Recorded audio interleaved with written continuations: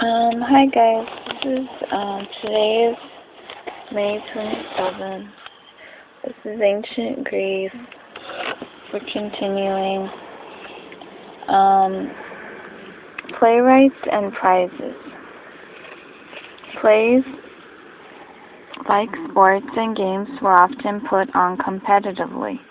Competitions in Athens sometimes went on for 4 days, usually with 3 comic and 3 tragic playwrights taking part. Prizes were awarded to the writers of the best plays, originally a ram for tragedy and a basket of figs and an amphora of wine for comedy. Later, the successful playwrights were crowned with ivy as if they were athletes. Truly, to be clad in feathers is the very best of things. Only fancy, dear spectators had you each a brace of wings. Never need you, tired and hungry, at a tragic chorus stay.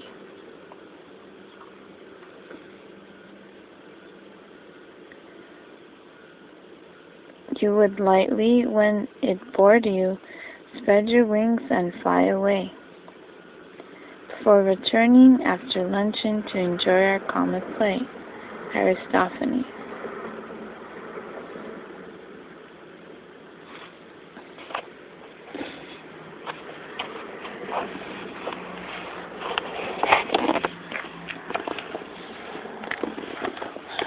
So a Greek theater is this.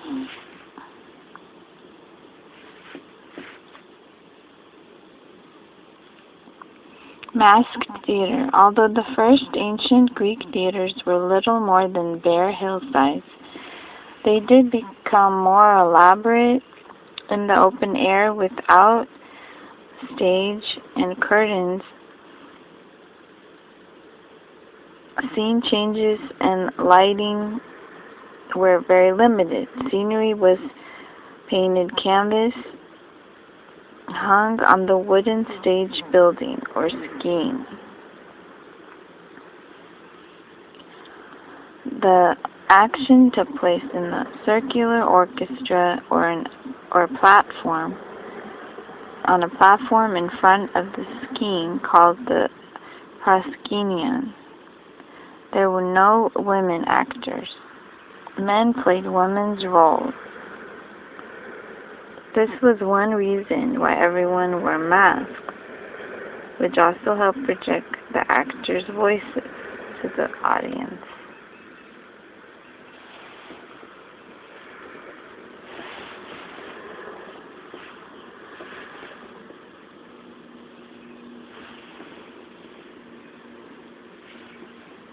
Interesting.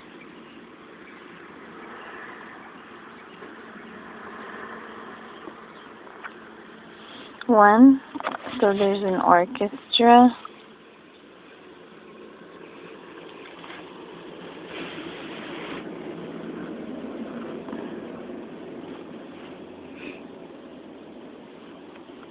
So it's the wooden stage building is the scheme, and then there's an orchestra. In front of the scheme, there's a platform called proscenium. That platform.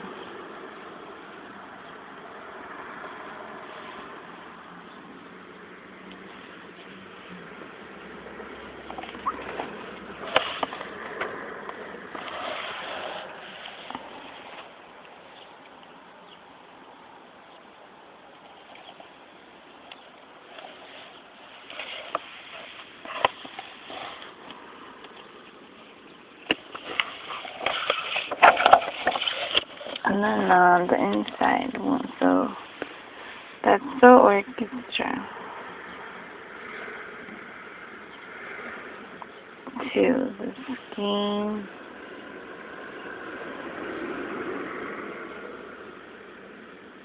These are called cranes.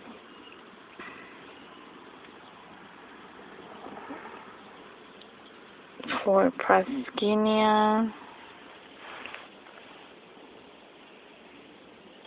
the elevation part by movable panel.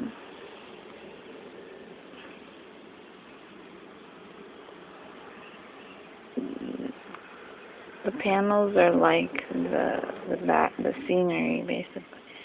It's painted. Then 7 theatron, or the audience area. Way back here. 8 judges' seats. So in the front is the judge seat. 9 altar.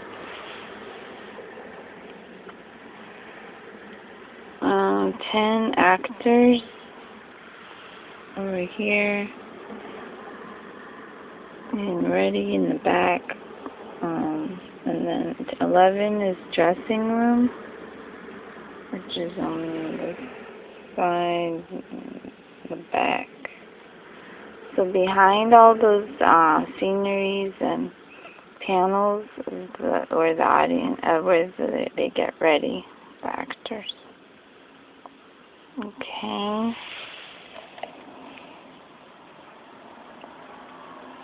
That's the theater.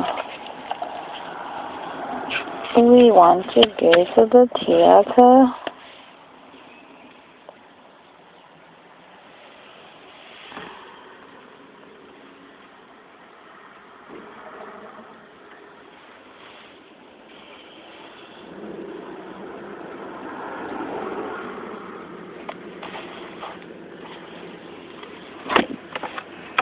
Oh dear Lord.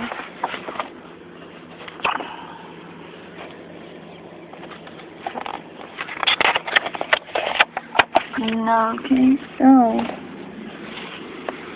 gods and goddesses. It says Dionysus, god of wine, making a vine grow from the deck of his ship and turning his pirate kidnappers into dolphins.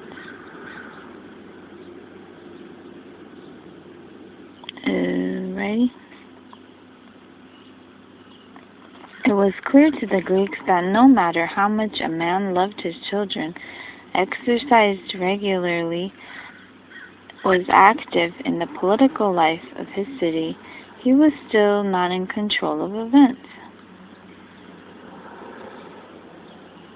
There were unseen forces at work, which the Greeks called Moira, or fate, and no one could really foresee what the future had in store.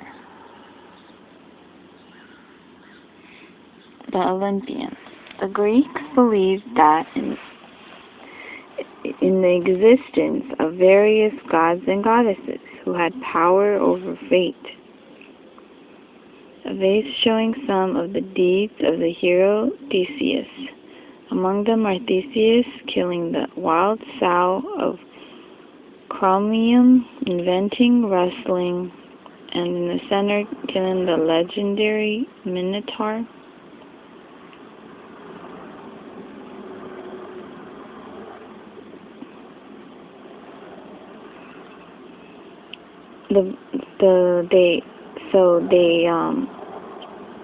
The Greeks aimed to keep the gods happy to ensure future good fortune and success.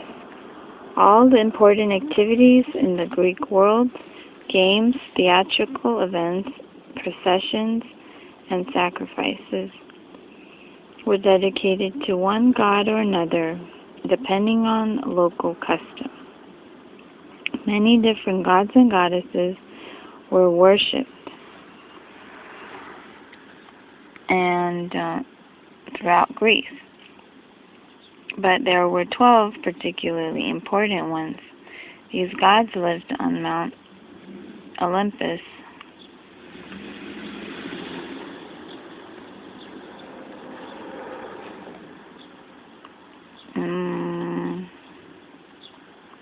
the highest mountain in Greece. Their special diet of nectar and ambrosia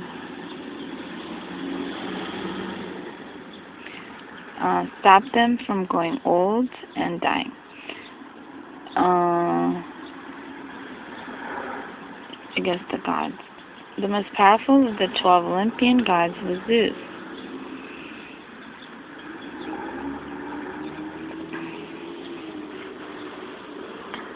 His brother Poseidon was ruler of the seas, and his son Apollo was worshipped at Delphi as the god of music. Hephaestus was the smith god, and Ares was the god of war, although he was not as important as his title might suggest.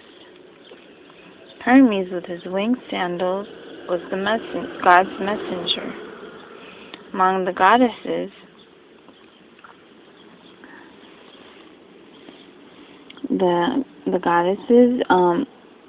Hera, Zeus's wife, was the goddess of marriage. She took over the welfare of women from Artemis, the moon goddess and the protector of young girls. Aphrodite, goddess of love, was the most feminine of the Olympians. Very different from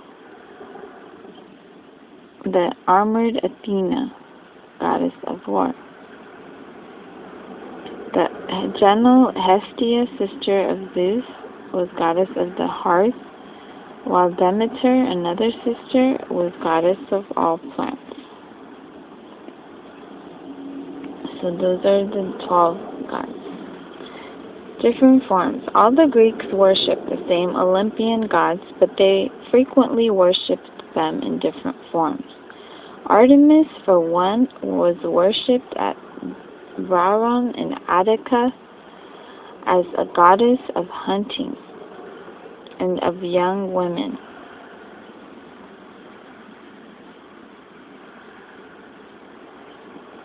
In Ephesus, however, the same Artemis was the goddess of older women,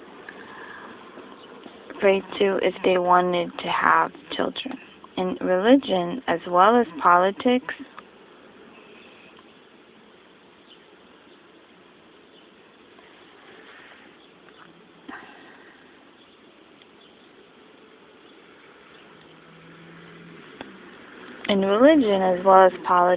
the Greeks kept their independent views.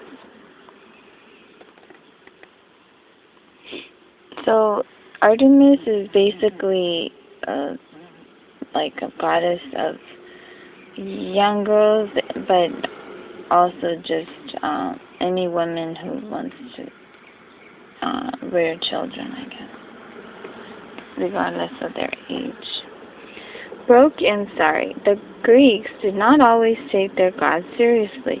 When the Athenians demanded money from the islanders of Andros, they jokingly told the Andrians that they had to pay because there were two powerful gods in Athens called Please and You'd Better.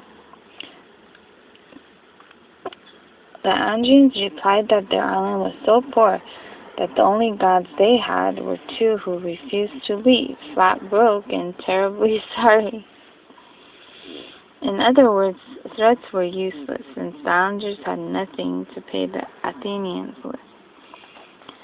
Once the citizens decided to build a temple, they expected the best materials to be used so that the building would honor the god and impress other city-states, causing confusion. The Greeks told many stories of how the how the gods appeared in the human form on earth, usually causing trouble in the process. This was especially true of Zeus, since he often fell in love with ordinary women and carried them off, much to the fury of his wife, Hera. These stories show that the Greek gods were not seen as beings that taught people the difference between right and wrong. They behaved as humans did. They feasted, they fell in love, and they cheated. Most Greeks did not pray to their gods for goodness. Most Greeks did not pray for goodness or for patience or understanding. They prayed instead for more control over their own lives, which is similar. Mystery religions. Some cults did spring up, and that they were concerned with the more serious issues of life and death and what happens after death. Not much is known about these mystery religions, since their worshippers were sworn to secrecy. The cult of the goddess Demeter and her daughter Persephone, based at Eleusis, was one of the most popular. Ganymede was the son of the king of Tros, who gave his name to Troy.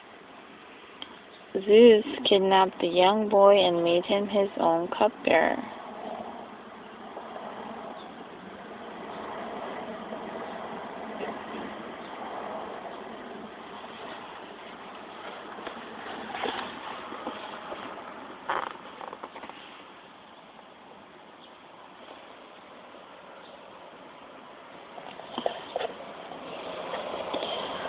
So this is what they looked like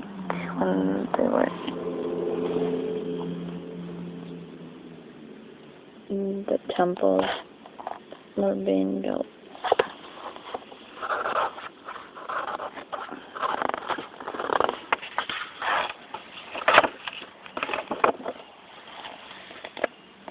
The Greeks put much time and effort into keeping their gods happy.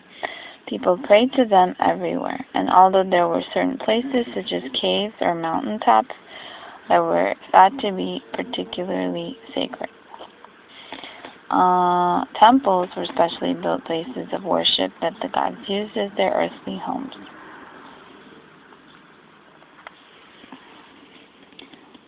A home for a god. Temples looked remarkably similar all over the Greek world.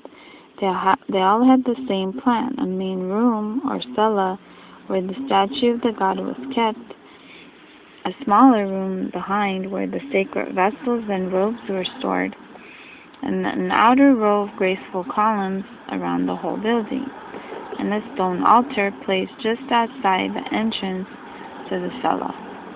Great care was taken over the proportions of the building.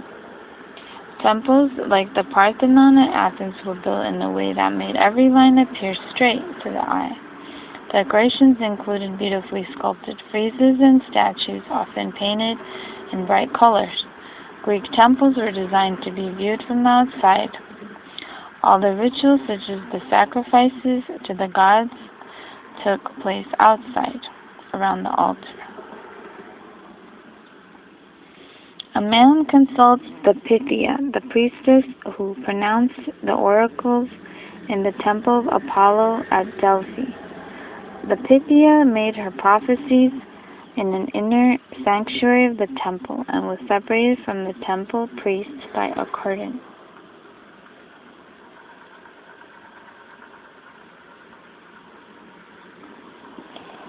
A lead tablet with a question for an oracle saying, Herman asks to which god he should pray to have useful children by his wife Critaia, apart from those he already has. Priests and priestesses were appointed to make sure that the gods were properly worshipped and that their temples and sacred places were looked after. Their duties varied according to the popularity of the god's cult. Priests at famous healing sanctuaries, like that of Asclepius at Epidaurus, often spent all their time arranging accommodations for the many hundreds of visitors.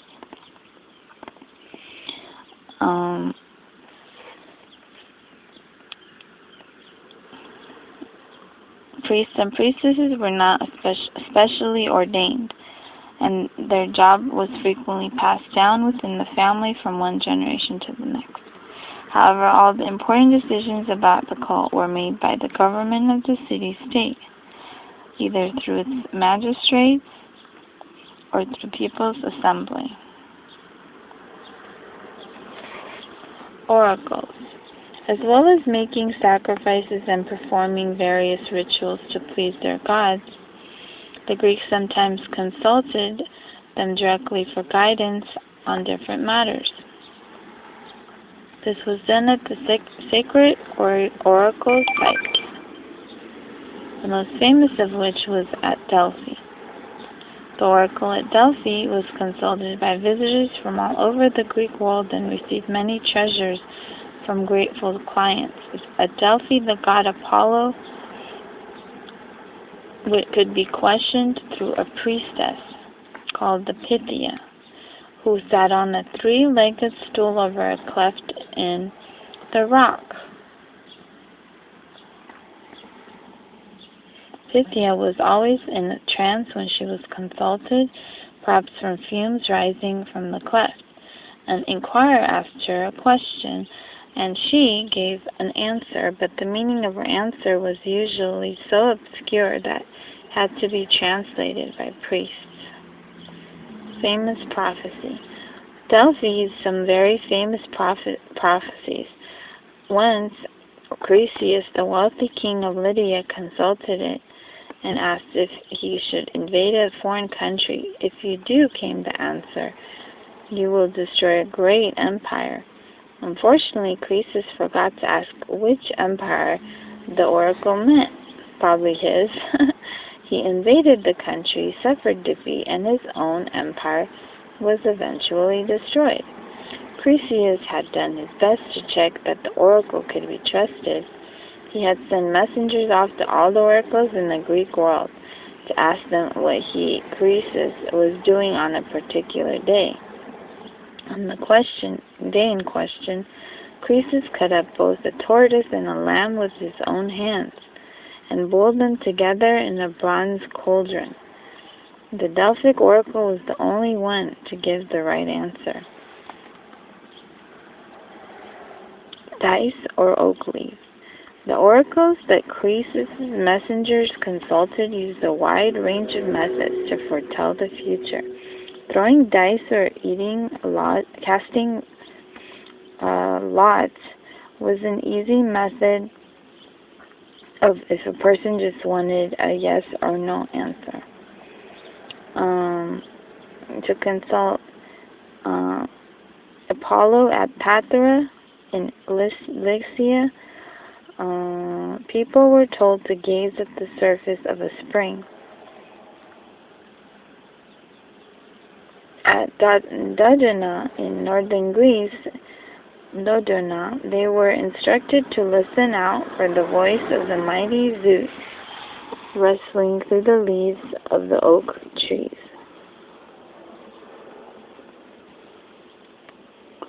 A more common way of divining the future was by studying the behavior of birds. Some birds were closely associated with one particular god.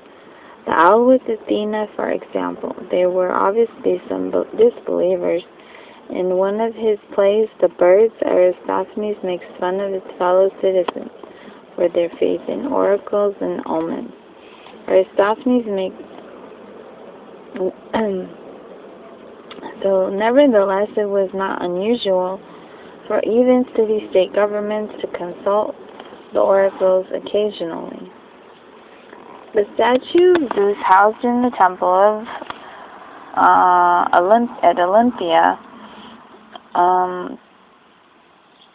it was created by the sculptor VID. One of the 7 wonders of the world, the figure of God was 40 feet high, had ivory skin and golden robes. The statue of Zeus housed at Olympia by VID. Huge, 40 feet high.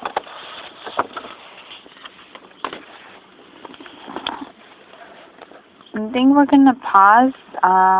We'll continue next part. Thanks, guys. My page is facebook.com/YOSALLPLAY, YOSALLPLAY. Thank you.